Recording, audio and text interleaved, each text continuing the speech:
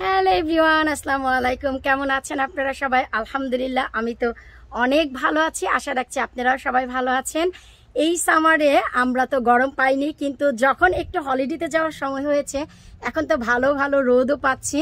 তো যাই হোক, এর আগে একটি ভিডিওতে আপনারা দেখেছেন যে সামার টাইমে হলিডেতে গেলে পটের যে গাছগুলো আছে, টবের গাছ, তাকে কিভাবে রক্ষা করবেন। তো আজ আমি নিজেও 3 দিনের জন্য হলিডেতে যাচ্ছি।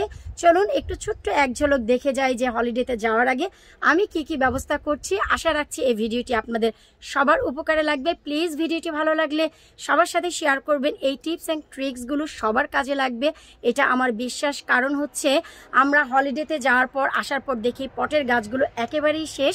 আশা রাখছি এই ভিডিওগুলো দেখার পর আপনাদের গাছের কোনো ক্ষয়ক্ষতি হবে না। এই হচ্ছে আমার ফ্রন্ট গার্ডেনটি। আমার ফ্রন্ট গার্ডেনে যেই গাছগুলো আছে, যে গাছগুলোতে পানি একটু বেশি লাগে, যেমন এই টমেটো গাছ।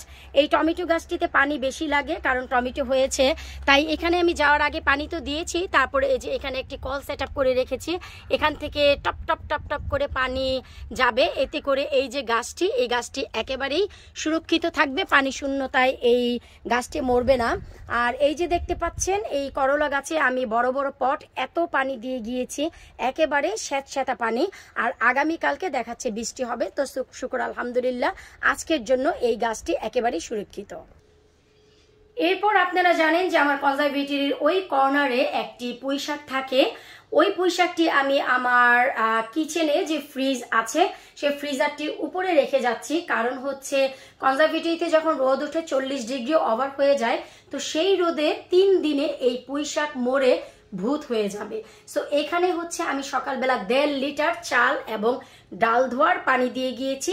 আগামী 3 দিন এতে আর কোনো সমস্যা হবে না। আর পাশেই কিন্তু আমার একটি বেলি ফুলের পট ছিল, যা আমি বীজ থেকে করেছি। এই যে বেলি ফুল, তো এই বেলি ফুলের পটগুলো আমি আমার কিচেন ওয়ার্কটপে রেখে গেলাম, কারণ এখানে সকালবেলা হালকা করে একটু রোদ আসে, তারপরের থেকে একেবারে কুল থাকে আমার কিচেনটি। সো এই দুটি পট আমি ঠিক এভাবেই রেখে গেলাম, কারণ হলিডেতে যাওয়া মানেই হচ্ছে আমার টেনশন যে আমার গাছগুলোর কি হবে। তাই ওভারনাইট কোথাও গেলেই টেনশন, তাই আমার এই ব্যবস্থা। ছোটখাটো কল, যারা আমার আগের ভিডিওটি দেখেননি প্লিজ এই ভিডিওর নিচে লিঙ্কটি দিয়ে দিব। আমি বাহিরে যাওয়ার সময় প্রপার একেবারে গার্ডেনের ভেতরের এবং বাহিরের গার্ডেনের কি ব্যবস্থা করি তার একটি ভিডিও দেয়া আছে, আপনারা সেখান থেকে দেখে নেবেন। এই তো গাছপালা সব ব্যবস্থা করে দিয়ে আল্লাহর নামে আমরা বের যাচ্ছি হচ্ছে ভাতিজি ডলির বাসায়, যে এসেছিল আমার বাসায়, আপনারা দেখেছিলেন। তো বেসিক্যালি আমরা সামার হলিডেতে দিনে দিনে গিয়ে কোথাও আর বিকেলে চলে আসি। আর এখন যেহেতু 3 দিনের জন্য যাবো, তো গাছের জন্য অনেক চিন্তা হচ্ছিল, তাই আমি এই ব্যবস্থাটি করেছি। আর এখনের যে ভিডিও, এই ভিডিওতে আপনারা যদি ডিটেলস না পান, এর আগের একটি ভিডিওতে আমি ডিটেলস এক্সপ্লেন করেছি আমার ব্যাক গার্ডেন ফ্রন্ট গার্ডেনে আমি কিভাবে ঠিক এইভাবে ট্যাপ দিয়ে পানির মতন ফুটায় ফুটায় পানি পড়বে ব্যবস্থা করেছি। আপনারা লিঙ্কটি এই ভিডিওর নিচে পেয়ে যাবেন। তাছাড়া আমি সেই জিনিসগুলো কোথা থেকে কিনেছি সেই জিনিসের যে লিঙ্ক আমি আমার ওয়েবসাইটেও রেখে দিব এবং এই ভিডিওর নিচেও রেখে দিব। তো চলুন আল্লাহর নাম নিয়ে আমরা বের হই। আর যেহেতু অনেক দূরের পথ, 3 ঘন্টার পথ, বাচ্চা কাচ্চার সাথে নিয়ে যাচ্ছি, মাঝপথে একবার তো একটু থামতেই হয়, তাই আমাদের 3.5 থেকে 4 ঘন্টা লাগবে। তাই সাজুগুজু করিনি, সিম্পল একেবারে বের হয়েছি।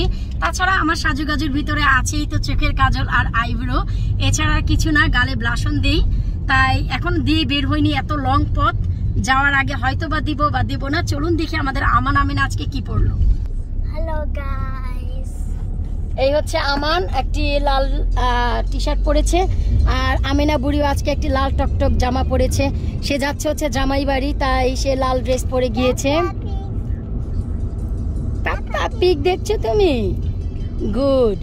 আর আজাদ হচ্ছে অ্যাজ ইউজুয়াল, সে কমফোর্ট ড্রেস পরেছে, তার যেটা কমফোর্টেবল। এই তো আমরা প্রায় ভাতিজির বাসার কাছাকাছি চলে এসেছি। আমাদের কোনো সার্ভিসেই থামতে হয়নি। 3 ঘন্টার পথ, আমাদের মনে হয় 3 ঘন্টাই লাগবে, এর বেশি না। কারণ এখন দেখাচ্ছে আর হাফ এন আওয়ার আছে। তো আমাদের সার্ভিসে এই জন্য থামতে হয়নি, কারণ কোনো ট্রাফিক ছিল না, জ্যাম ছিল না, একেবারে স্মুথ রাস্তা। চলে এসেছি। আমিনাকেও কিছু খাওয়াতে হয়নি, ওরা ক্ষুধার কথা বলেনি। তো আমিনার জন্য খিচুড়ি নিয়ে এসেছে গরম করে, সেটাও খাওয়ানো হয়নি। এখন দেখে কোথাও হয়তো বা থেমে খাওয়াবো বা বাসায় গিয়ে। ওরা এইমাত্র ক্রিপস ওপেন করলো খাওয়ার জন্য। এই লাস্ট 2.5 আওয়ার্সে কেউ কিছুই খায়নি। ভীষণ ভালো লাগলো। যতটা রৌদ্র হওয়ার কথা ছিল ততটা রৌদ্র না, ওয়েদার খুব ভালো আছে। তো দেখি, চলুন ভিডিওর সাথেই থাকুন। পরবর্তী আমরা কোথাও থামি না সরাসরি ভাতিজির বাসায় যাই, সবকিছু শেয়ার হবে। Hi guys, I'm going to my friend's house and my sister's here. We're eating greens. তুমি কোথায় যাচ্ছ? কাদের বাসায় যাচ্ছ? Going to Mama's house. Really? Mama's house. মামা হাউস যাবা? আমি না, তুমি দুলুভাই বাসায় যাবে? ওকে, তুমি দুলুভাইয়ের সাথে কি ঘুরতে যাবে? গুড। শপিং করবে? গুড। শুধু একার জন্য করবা না কিন্তু, জামাইয়ের কাছ থেকে মার জন্য কিনে নিয়ে আসবা। ওকে?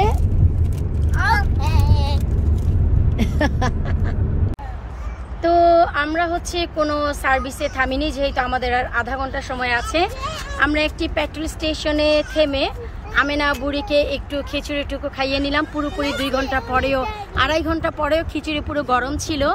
এই হচ্ছে আমাদের আমেনা বুড়ি, প্রিন্সেস অ্যান্ড প্রিন্স। তো ওকে একটু চুলটা একটু টাইডি করে দিলাম, যেহেতু জামাই বাড়ি যাচ্ছে। তো এখন আর এই হচ্ছে আজাদ। আমি আবার বাদ যাই কেন, আমাদের টাইডি করার আর কিছু নেই, খাওয়া দাওয়ারও কিছু নেই, জাস্ট হালকা একটু কমফোর্ট পেলাম, এটাই হচ্ছে অনেক। এখন সরাসরি আধা ঘন্টা লাগবে ভাতিজির বাসায় যেতে। ভাতিজির বাসায় গিয়ে তারপরে একেবারে রেস্ট আর খানা পিনা। তো আশা রাখছি যে এই ছোট্টখাট্ট জিনিসটুকু আপনাদের ভালো লেগেছে। আসলে আমেনা বুড়ির জন্যই আমাদের নামা, না হয়তো আমরা নামতাম না, হাফ এন আওয়ার লাগতো, আমরা চলেই যেতাম।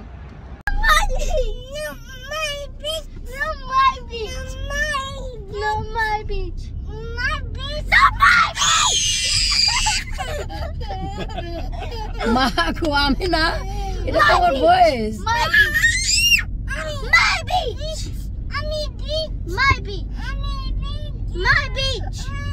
আমেনা বলো, আমি বিচে যাব।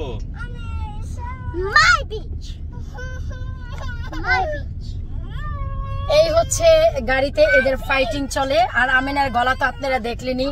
মাশাআল্লাহ মাশাআল্লাহ বলা চলে। ভোটে দাঁড়াইলে এই জিতবে, এটা ভাই আমার ধারণা। এই তো ফাইনালি ভাতিজির বাসায় চলে এসেছি। It's a really nice place, Colchester. এটা পুরাটাই হচ্ছে আর্মি এরিয়া। সব আশেপাশে যত বাড়ি দেখছেন সব আর্মির মাঝখানে আমার ভাতিজির বাড়িটি হয়ে গেছে আর্মির বাসা ছাড়া। আর এখানে সমস্ত হচ্ছে আর্মি ফ্যামিলি থাকে, খুবই চমৎকার। এই যে আমরা মাত্র গাড়ি পার্ক করলাম, আর এই হচ্ছে আমার ভাতিজির বাড়ি। তো চলেন আমরা আপনাদেরকে সাথে নিয়েই ভেতরের দিকে যাচ্ছি। খুবই চমৎকার ওয়েদার, রোদ এবং বাতাস মিলানো আছে। তো ভাতিজিকে এখনো বলিনি যে আমরা এসেছি, সরাসরি বাড়ির ভেতরে চলে যাব। আমি নিয়ে আসছি। এই যে ফাইনালি হচ্ছে ভাতিজির বাসায় চলে এসেছি। আপনারা যারা দেখেছিলেন আমার ভাতিজিকে লাস্ট উইক, তো এই সপ্তাহে আমরা এসেছি। এই মাত্রই আমরা এন্ট্রি করলাম। তো চলুন একটু ঘুরে ঘুরে আমরা একটু ভাতিজির বাসাটা আগে দেখি। ঠিক আছে, এই যে আমাদের আমেনা বুড়ি, আর হচ্ছে আমান। তুমি কি খাচ্ছ? Mama says juice. ওকে। আমেনা তুমি চক্কা খাচ্ছ?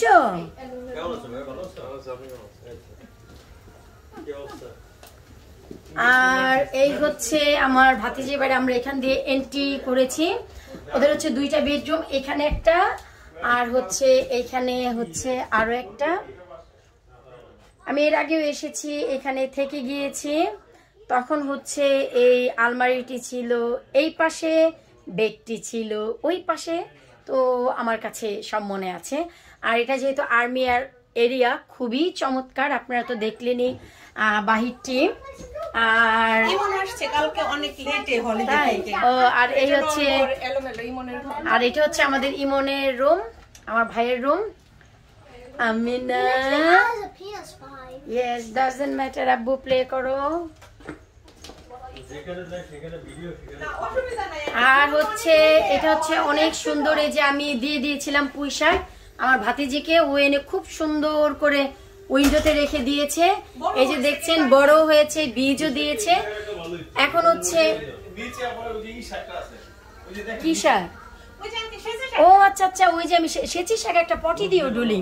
হ্যাঁ না পটে দিব, এটা বাঁচানোর জন্য এখানে অন্ধকারে রাখছি। না না না, বাঁচানোর জন্য অন্ধকারে রাখো না, আলো দরকার, এখন তো মরে যাবে। হ্যাঁ ওই যে কাঁঠাল নিয়ে আসছে পুরির জন্য। আর ওরে বাবা, এই যে আমি সেচি শাকের ওকে দুটি রুটও দিয়ে দিয়েছিলাম লাস্ট উইক, আমি ভিডিওতে দেখাতে পারিনি। তো এই যে মাশাআল্লাহ বেঁচে গেছে, বড় আছে। আর এই হচ্ছে পুঁই শাকটা দেখে ভীষণ ভালো লাগছে যে পুঁই শাকটাও সুন্দর করে রেখেছে, সবকিছু গুছিয়ে রাখে, টিপটপ করে রাখে। এই যে আমার ভাতিজি পিঠাও বানিয়েছে, আপনারা দেখতেই পাচ্ছেন।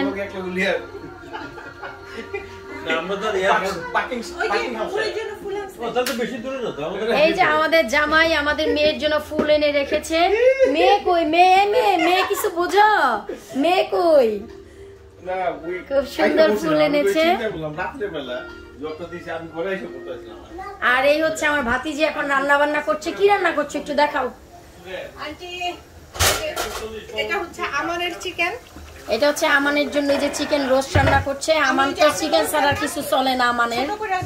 হ্যাঁ হ্যাঁ না ঠিক আছে, হ্যাঁ আমিও ছোট করে চিকেন অলওয়েজ রান্না করি। আর এটা হচ্ছে যে ল্যাম্ব, এই যার হচ্ছে ল্যাম্ব করতেছে। চপটা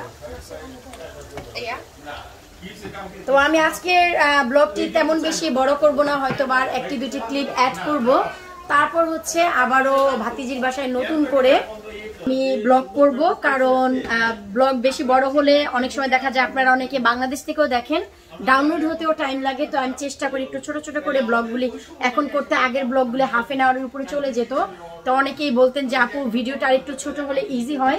তো সেই পারপাসে আমি চেষ্টা করব ভিডিওটি ছোট করতে। তবে হ্যাঁ, খাবারের সময় একটু ক্লিপ আমি নেব, তারপর আমি চিন্তা করব যে ভিডিওটি কোথায় এন্ড করব। এই তো ধোয়া ওঠা চিকেন রোস্ট, দেখতে খুবই চমৎকার লাগছে, কালারটিও অসাধারণ এসেছে। আবার এই যে দেখুন এখানে আলু সিম দিয়ে কি মাছ ডলিটা বললাম, আই মাছ রান্না করেছে। এখন হচ্ছে আবারও পোলাও চড়াবে। এই যে পোলার চালটা ধোয়া, আর ল্যাম্ব হচ্ছে ফাইনাল টাচ দিচ্ছে। ফু, এই যে ল্যাম্ব খুব চমৎকার হয়েছে। আর এ পাশে হচ্ছে ভাত চড়িয়ে দিয়েছে। আর এখানে কি এগুলো? এটা ঝিঙ্গে দিয়ে হচ্ছে মৃগেল মাছ। ও ঝিঙ্গা দিয়ে মৃগেল মাছ রান্না করেছে, খুব চমৎকার দেখতেই লাগছে। ভালো না? তাই ফাইনালি আমরা এখন খেতে বসবো। তো আমি আমার ভাতিজি কষ্ট করে যে রান্না করেছে আপনাদের সাথে একটু দেখাচ্ছি। এই হচ্ছে ঝিঙ্গা দিয়ে মৃগেল মাছ ছিল, আমি শুরুতেই একটু দেখালাম। তারপর এই হচ্ছে ল্যাম্ব, এই হচ্ছে আই মাছ, আলু সিম দিয়ে চিকেন রোস্ট, পোলাও খুব চমৎকার 10 মিনিটে পোলাও করে ফেলেছে। এই হচ্ছে ভাত, রাইস কুকারে করেনি, পানি ঝরিয়ে করেছে। আমি শুধু তাকিয়ে তাকিয়ে দেখলাম, বাবার জন্য আমি পারবো না, এটা 100% গ্যারান্টি। আজাদের জন্য পায়েস রান্না করেছে চিনি ছাড়া, খুবই চমৎকার লাগছে। চিনি ছাড়া পায়েস? হ্যাঁ, ডায়াবেটিস চিনি ছাড়া। তাহলে পায়েসের ইজ্জতই শেষ। না, পায়েসই। এখন হচ্ছে আমরা সবাই খেতে বসবো। আর এই হচ্ছে আমার স্পেশাল মোহাম্মদ ভাই, ওর তো আলু ভাজি নাই, আলুও দেখতেছি না। আমার আলু কি দিয়ে খাবে? আর এই হচ্ছে আমার মিয়া, আমার হচ্ছে চিকেন আর পোলাও খাবে। এই তো এখন হচ্ছে সব পরিবার সহ আমরা খেতে বসেছি। আমি শুরুতেই মৃগেল মাছ আলু আর ঝিঙ্গা দিয়ে যেটা রান্না করেছে সেটা খাচ্ছি। আসসালামু আলাইকুম ভাইয়া, কোথায় আছেন? পোলাওটা এক্সিলেন্ট হয়েছে, চলে আসেন।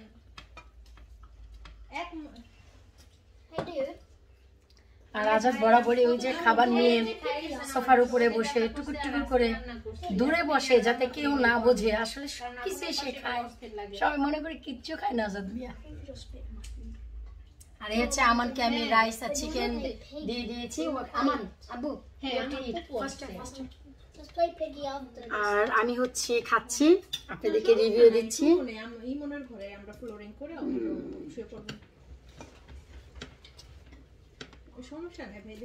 খুবই মজা হয়েছে।